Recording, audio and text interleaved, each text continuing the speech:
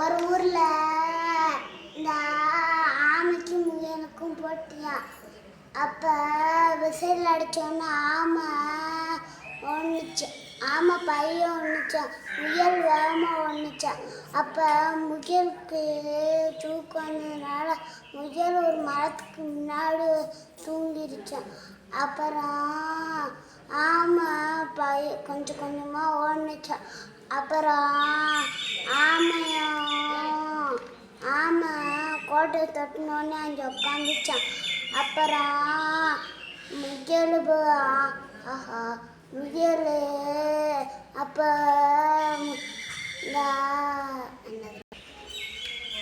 முயல் ஆமையை பார்த்துச்சான். அப்புறம் இந்த முயல் சொன்னிச்சான், அப்புறம் ஆமை தான் ஜெயிச்சிச்சான்.